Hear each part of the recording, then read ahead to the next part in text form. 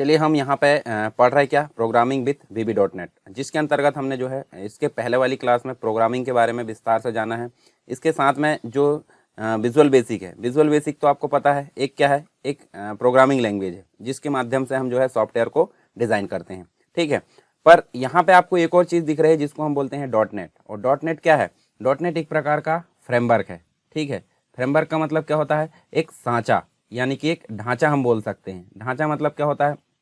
मान लो आप कोई काम करना चाहते हैं, बार बार कोई काम करना चाहते हैं, तो आप क्या करोगे? उससे रिलेटेड एक सांचा बनाकर रख दोगे। उदाहरण के लिए मैं बताऊं, जैसे कि आप गुजिया बनाते हो, तो गुजिया बनाते हैं तो अगर आप बिना सांचे के बनाओगे तो अच्छी बनेगी? बिल्कुल नहीं बनेगी। तो इसलिए आप क्या करते हो, एक मार्केट से जो है सांचा खरीद कर ले आते हो, या फिर जैसे भी आप यूज़ करते हो उस सांचे के माध्यम से आप जो भी मटेरियल है उस सांचे में भर देते हो और निकल कर के आती है गुजिया आती है। तो आप अपने काम को आसान बनाने के लिए क्या करें हैं, बार बार अगर कोई काम को करना है तो उस काम को आसान बनाने के लिए आपने क्या करे, एक सांचा या एक ढांचा का प्रयोग करें। तो उसी प्रकार यहाँ हम देखें तो विजुअल बेसिक तो एक प्रोग्रामिंग लैंग्वेज है जिसकी सहायता से हम क्या करते हैं, सॉफ्टवेयर को डिज़ाइन करते हैं। परंतु .NET एक प्रकार का फ्रेम मतलब एक सांचा है। सांचा मतलब जिसके द्वारा जो प्रोग्रामिंग लैंग्वेज है, जितनी भी चीज़ें इसमें यूज़ होती है, मान लो यहाँ पे देखिए एक होती है क्लास लाइब्रेरी होती है, कुछ फंक्शंस होते हैं, कुछ मेथड्स होती है, बहुत सारी चीज़ें जो होती है प्री डिफाइन, जो कि बार बार यहाँ पे यूज़ होती है। मतलब उनको बार बार अगर डिफाइन करने लगें तो वहाँ पे हमको बहुत सारा समय लगेगा,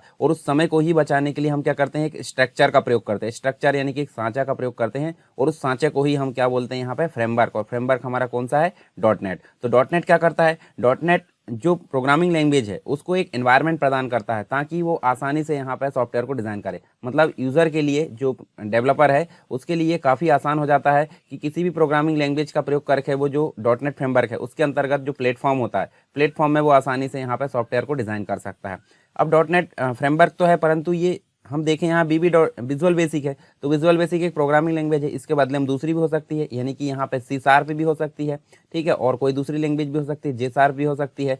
तो किसी भी प्रोग्रामिंग लैंग्वेज का प्रयोग करके यहाँ .NET के अंतर्गत जो प्लेटफॉर्म है उसमें हम जो है सॉफ्टवेयर को डिज़ाइन कर सकते हैं। तो .NEट कितनी लैंग्वेज को सपोर्ट करता है? 47 के आसपास जो लैंग्वेज होती है प्रोग्रामिंग लैंग्वेज, इसके अंतर्गत यहाँ पे काम करके सॉफ्टवेयर को डिज़ाइन किया जा सकता है। चलिए आगे इसी के बारे में हम देखने वाले हैं इस क्लास में, .NET के बारे में ही।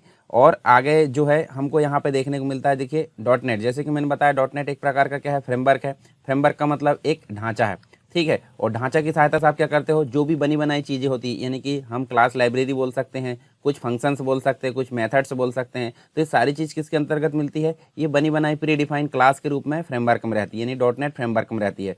तो जो भी प्रोग्रामिंग लैंग्वेज आती है वो इसके अंतर्गत यहाँ पे प्लेटफॉर्म का यूज़ करके आसानी से यहाँ पे सॉफ्टवेयर को उसके अंतर्गत डेवलप किया जा सकता है। अब .NEट की बात करें तो .NEट जो है किसके द्वारा बनाया गया है? ये कंपनी है एक माइक्रोसॉफ्ट, आप जानते भी होंगे। माइक्रोसॉफ्ट कंपनी के द्वारा .NEट को बनाया गया है।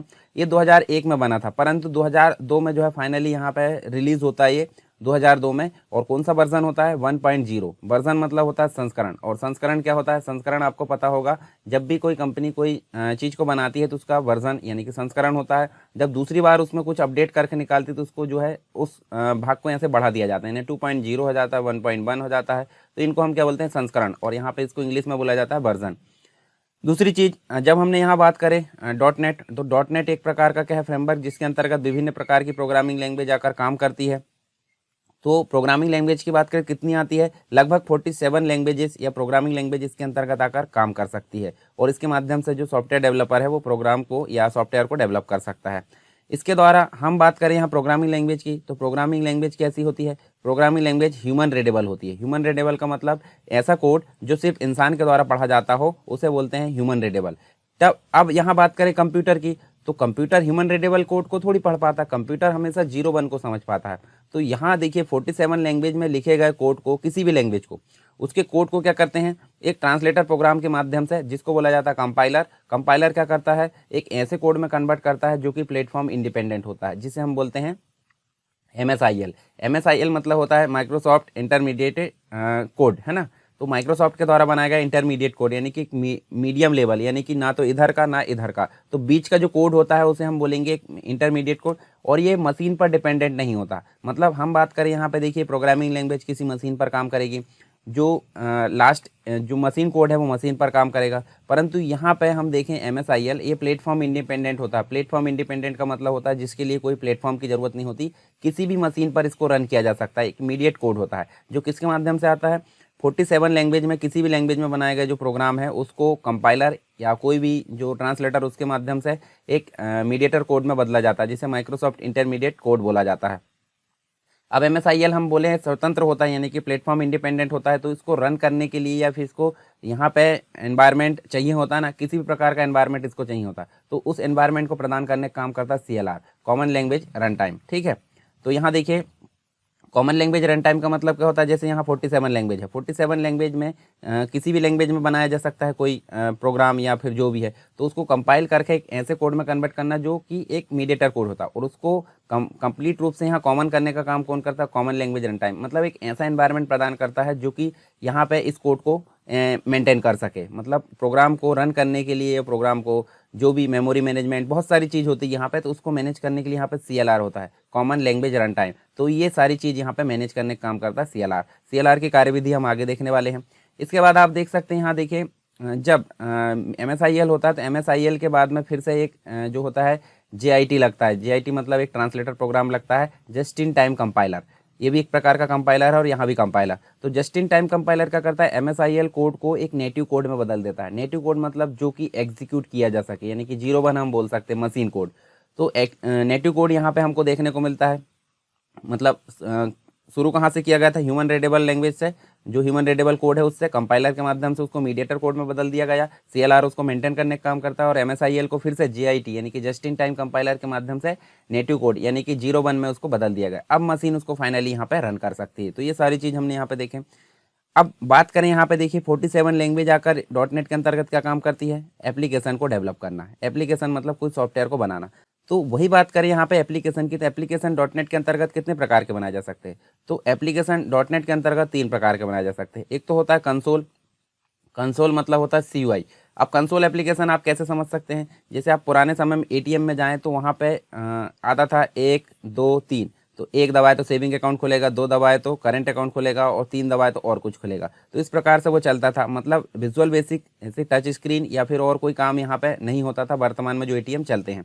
तो पुराने समय में जो एप्लीकेशन चला करते थे उनको बोला जाता था कंसोल बेस्ड, यानी कि आपने डॉस देखा होगा, तो डॉस बेस्ड जो एप्लीकेशन होते हैं वो कहलाते हैं कंसोल बेस्ड एप्लीकेशन, और ये बनाए जा सकते हैं .NET के अंतर्गत, मतलब किसी भी लैंग्वेज का प्रयोग करके। अब हर एक लैंग्वेज की क्वालिटी अलग अलग होती है, तो यहाँ 47 लैंग्वेज का यूज़ हो रहा है, इसका मतलब है कि वहाँ पे ज़रूरत के हिसाब से किसी भी लैंग्वेज को हम बदल सकते हैं। दूसरे होते हैं विंडोज़। विंडोज़ का मतलब होता है GUI, और GUI का मतलब होता है ग्राफिकल यूज़र इंटरफेस। यानी वर्तमान की बात करें तो जैसे आइकॉन पे हम काम करते हैं, आइकॉन बेस्ड काम करते हैं, माउस की क्लिक पे हम काम कर सकते हैं, फाइल मेनू में चले जाते हैं, एडिट में चले जाते हैं फटाफट, हमको कमांड लिखने की ज़रूरत नहीं होती। तो इस प्रकार का एनवायरनमेंट किस में मिलता है, विंडोज़ बेस्ड में। और विंडोज़ बेस्ड एप्लीकेशन भी किस में बनाए जा सकते हैं, एप्लीकेशन मतलब जो .NET है, .NET के अंतर्गत एप्लीकेशन में उनको शामिल किया जा सकता है। तीसरा प्रकार होता है सर्वर बेस्ड। सर्वर बेस्ड का मतलब आप उदाहरण ले सकते हैं एक वेबसाइट का। तो वेबसाइट क्या है, या फिर हम बोल सकते हैं एक ऐसा सॉफ्टवेयर जो कि एक नेटवर्क मेन कंप्यूटर में स्टोर कर दिया गया है, इंस्टॉल कर दिया गया है, और बाकी सभी क्लाइंट उसका यूज़ कर सके। तो इस प्रकार के एप्लीकेशन को सर्वर बेस्ड एप्लीकेशन बोला जाता है।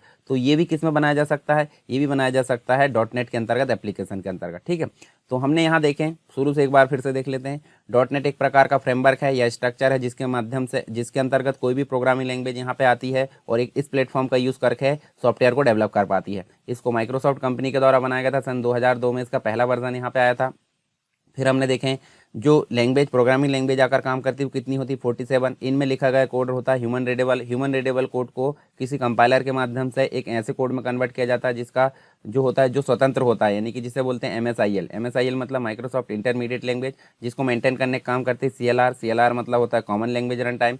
फिर उसके बाद जो है एक और कंपाइलर के माध्यम से, यानी JIT के माध्यम से उसको कन्वर्ट किया जाता है एक नेटिव कोड में, जिसको हम बोलते हैं आउटपुट, या आउटपुट में एक उसको एग्जीक्यूटेबल कोड बोलेंगे 01, जिसको मशीन यहाँ पर रन कर पाती है। जब इसमें बात करें एप्लीकेशन डिजाइन करते हैं तो एप्लीकेशन कितने प्रकार के होते हैं, 3 प्रकार के। कंसोल बेस्ड यानी कि डॉस बेस्ड, विंडोज बेस्ड यानी कि GUI, और सर्वर बेस्ड मतलब वेबसाइट हम बोल सकती है किसी एक कंप्यूटर में चलाए तो वो सभी कंप्यूटर में वहाँ पे रन हो सकता है। तो ये हमने कंप्लीट रूप से देखे हैं माइक्रोसॉफ्ट .NET फ्रेमवर्क के बारे में। आई होप ये समझ में आ गया होगा आपको। चलिए आगे देखते हैं। डॉट नेट के बारे में और कुछ चीज़ें जान लेते हैं, जैसे कि डॉट नेट जो है, डॉट नेट को हम इस प्रकार भी लिख सकते हैं और डॉट नेट को डॉट लगाकर भी इस प्रकार लिख सकते हैं। तो फ्रेमवर्क एक डेवलपमेंट फ्रेमवर्क सॉफ्टवेयर है, जैसे कि हमने देखें ये एक प्लेटफॉर्म प्रदान करता है, प्लेटफॉर्म हमको प्रदान करता है, एक स्ट्रक्चर देता है, क्लास लाइब्रेरी देता है, फंक्शंस की बहुत सारी जो है वहाँ पे भंडार होता है, तो जिसके माध्यम से यहाँ फटाफट हम जो उसको एक्सेस कर सकते हैं, कॉल कर सकते हैं। इस सॉफ्टवेयर को माइक्रोसॉफ्ट के द्वारा बनाया गया था, हमने देखे 2002 में इसको डेवलप किया गया था। डॉट नेट फ्रेमवर्क को केवल विंडोज़ ऑपरेटिंग सिस्टम में ही रन किया जा सकता है। डॉट नेट फ्रेमवर्क अलग अलग प्रोग्रामिंग लैंग्वेज में बनाई गई एप्लीकेशन को चलाने के लिए एक कॉमन प्लेटफॉर्म प्रदान करता है। जैसे हमने बात करें CLR मतलब कॉमन लैंग्वेज रन टाइम, जो सभी लैंग्वेज के कोड को कन्वर्ट करके एक कॉमन कोड में कन्वर्ट करने का काम करता है, जिसे हम क्या बोलते हैं, MSIL। ठीक है, तो ये काम करता है डॉट नेट। इसमें एक बहुत बड़ी क्लास लाइब्रेरी होती है, जिसे हम क्या बोलते हैं, जिसे हम FCL बोलते हैं। FCL मतलब फ्रेमवर्क क्लास लाइब्रेरी उसको कहते हैं। इसके अलावा विभिन्न प्रोग्रामिंग लैंग्वेज में लैंग्वेज इंटरऑपरेबिलिटी मतलब होता है एक लैंग्वेज के प्रोग्राम दूसरे लैंग्वेज में इस्तेमाल किए जा सकते हैं, तो इसको इंटरऑपरेबिलिटी बोलते हैं। इसका फीचर भी यहाँ पे प्रदान कर दिया जाता है। इसके बाद यह एक ऐसा फ्रेमवर्क है जिसकी मदद से माइक्रोसॉफ्ट एनवायरनमेंट के अंतर्गत वेब बेस्ड, विंडोज़ बेस्ड और कंसोल बेस्ड तीनों प्रकार के एप्लीकेशन को डेवलप किया जा सकता है। जैसे मैंने बात करा था अभी, डॉस बेस्ड होता है, विंडोज़ बेस्ड होता है, ठीक है, और एक होता है सर्वर बेस्ड। तो तीनों प्रकार के एप्लीकेशन इसमें डिज़ाइन किए जा सकते हैं। डॉट नेट फ्रेमवर्क के लिए जो प्रोग्राम लिखे जाते हैं उनको जिस सॉफ्टवेयर एनवायरनमेंट में एग्जीक्यूट किया जाता है उसे क्या कहते हैं, common language run time, CLR। जैसे कि हमने अभी बात की थी, इसकी जो कार्यविधि वो भी हम देखेंगे।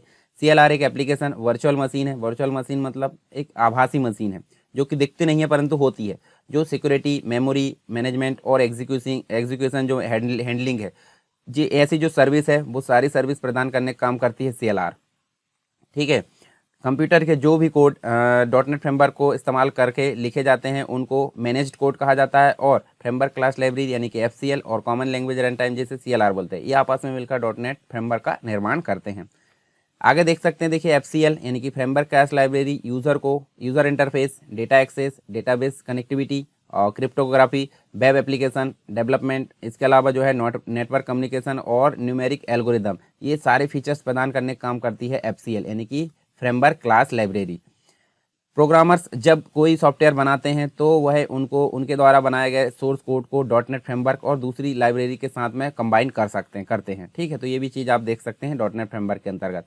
फ्रेमवर्क का इस्तेमाल विंडोज़ प्लेटफॉर्म के लिए क्रिएट की गई अधिकतर नई एप्लीकेशन के लिए इस्तेमाल किया जाता है, और माइक्रोसॉफ्ट के द्वारा डॉट नेट फ्रेमवर्क के लिए इंटीग्रेटेड डेवलपमेंट एनवायरनमेंट, जिसे हम क्या बोलते हैं शॉर्ट में IDE, मतलब एक ऐसा एनवायरनमेंट जिसके माध्यम से हम जो है सारे जो प्रोग्राम है, मतलब देखिए मान लो एक डेवलपर को एक एप्लीकेशन बनाना, एप्लीकेशन बनाने से रिलेटेड जितने भी टूल है वो अगर एक ही एनवायरनमेंट में मिल जाते हैं, एक एनवायरनमेंट मतलब जिस एनवायरनमेंट में बनते हैं या जिस एनवायरनमेंट में वो मिलते हैं, जिस वातावरण में मिलते हैं उसे बोलते हैं IDE। जैसे उदाहरण के रूप में मीनू बार है, टूल बॉक्स है, ठीक है, बहुत सारी चीज़ हमको एक जगह ही मिलती है, उसे हम बोलते हैं IDE।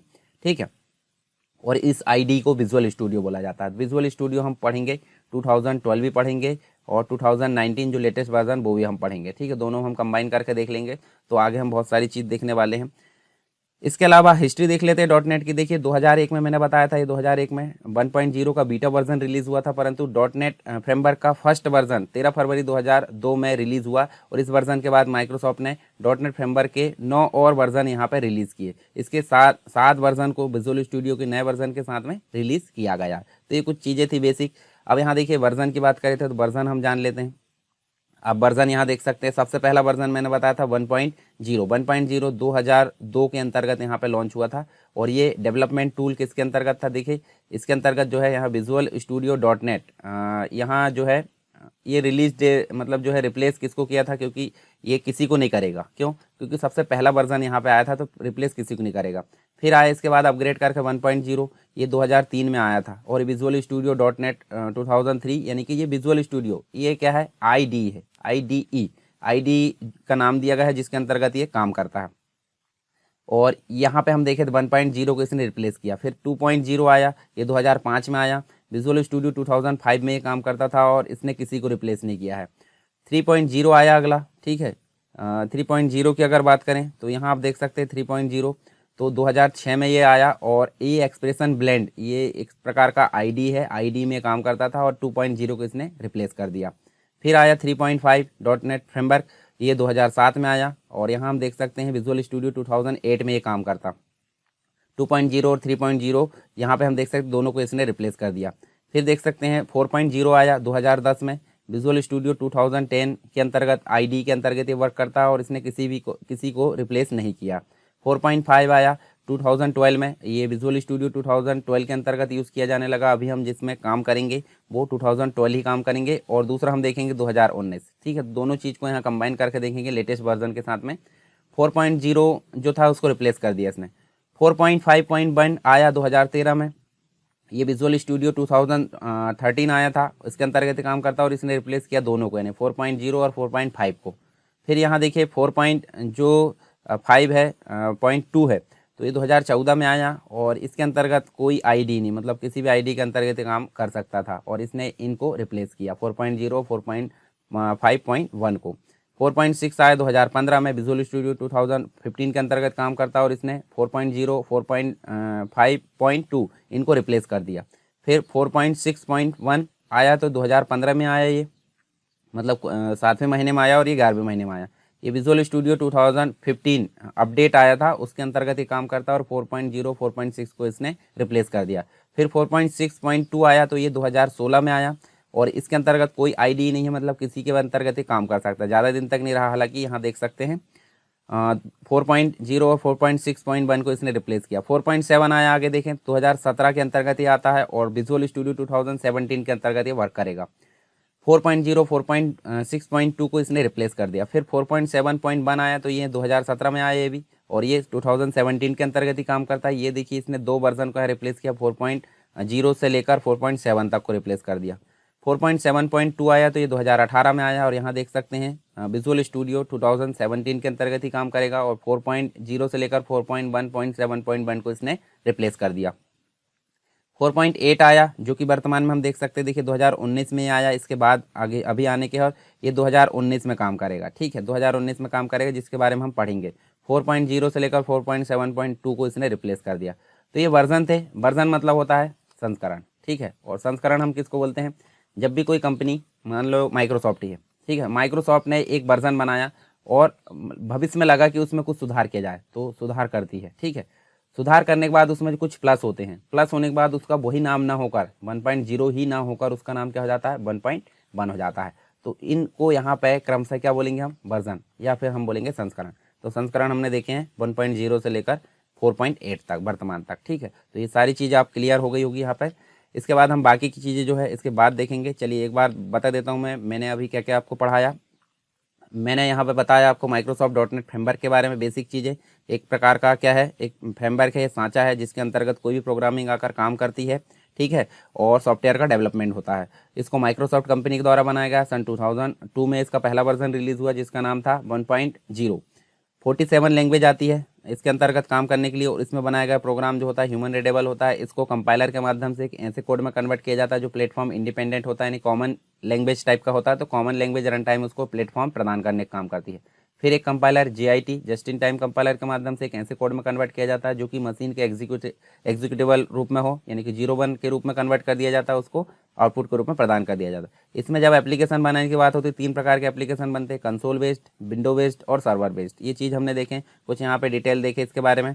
इसके बाद हमने जो हिस्ट्री देखे और इसके वर्जन देखे। तो आई होप सारी चीज़ें आपको क्लियर हुई होगी। फिर भी अगर कोई डाउट है तो मुझे कमेंट बॉक्स में बताइए, मैं उसका जो सॉल्यूशन है नेक्स्ट क्लास में आपके लिए लेकर आऊँगा। ठीक है।